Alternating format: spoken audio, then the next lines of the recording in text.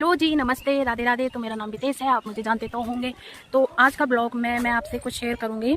मतलब मैं अभी एक फंक्शन में गई थी यहीं पे, तो एकदम से मेरे रिलेटिव्स मुझे देख के बोलते हैं, अरे तू तो इतना मोटी हो गई है, मतलब तेरे ससुराल वाले तुझे ज़्यादा खिलाते हैं क्या? थोड़ी कम हो जा, अपने आप पे ध्यान दे, अच्छे नहीं लगते मोटे लोग। तो मैं उनको ये बोलूँगी, ठीक है आपको मैं अच्छी नहीं लग रही तो फिर आप मुझे सलाह क्यों दे रहे हो? जब नहीं लग रही तो नहीं लग रही, फिर आप मुझसे दूर रहो, क्यों सलाह दे रहे हो आप मुझे? और रही मेरे वेट गेन करने की या फिर मेरे मोटे होने की बात, तो मुझे कुछ हेल्थ इशू है जिस वजह से मेरा वेट गेन होता है। मैं कोशिश करती हूँ कम हो जाता है, और वो बस 10 दिन अगर मैंने अपनी डाइट छोड़ दी तो उसी 10 दिन में मेरा वेट गेन हो जाता है। पीसीओडी और थायराइड तो शायद सबने सुनी ही होगी, ये मुझे वही दिक्कत है और जिस वजह से मुझे काफ़ी सारी प्रॉब्लम्स झेलनी पड़ रही है, बहुत सारी। वो मैं फिर किसी और ब्लॉग में बताऊंगी, लेकिन ये प्रॉब्लम मुझे झेलनी पड़ रही है। तो ऐसा नहीं है कि मुझे ऐसे मोटे होकर अच्छा लग रहा हो जी, नहीं। किसी को अपने अंदर अगर कोई कमी हो तो वो उसे ठीक करने की पूरी कोशिश करता है। किसी को भी अच्छा नहीं लगता कि उसमें ये बीमारी है तो वो उसके सहारे जिए जी, नहीं।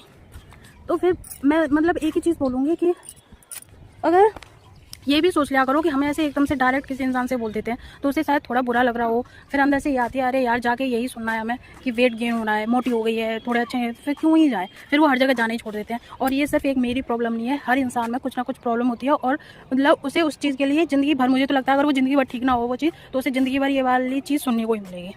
मैं मोटी हो रही हूँ तो कोई पतला होगा तो उसे सुनने को मिलना है कि तेरे घर वाले तुझे खाने के लिए नहीं देते। किसी के फेस में प्रॉब्लम होगी, एक्ने वैक्ने हो जाते हैं जो, तो उसे फिर भी सुनने को मिलना है, अरे डॉक्टर को नहीं दिखाया, डॉक्टर को दिखा लेती।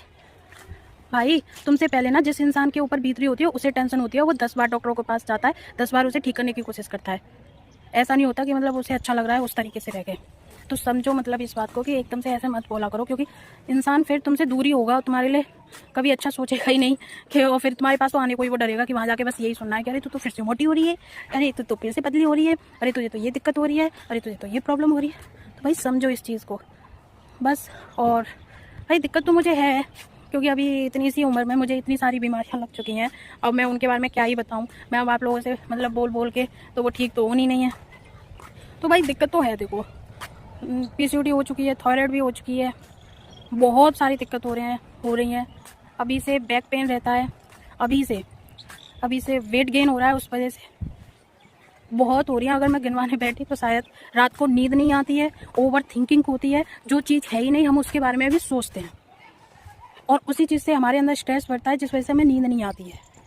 अब ये चीज़ मैं सबके सामने मैं हंसती रहती, तो इसका मतलब ये नहीं है मैं सबके सामने बोलती फिरूँ अरे मुझे तो ये नहीं कर सकते, कोई कम नहीं करेगा, हम ही करेंगे। तो हम आपसे ज्ञान लेना नहीं चाहते तो आप हमें ज्ञान दो भी मत, मैं बस इतना ही बोलूँगी। खैर अब मैं मिलूँगी आपसे कल नए ब्लॉग के साथ। Bye bye.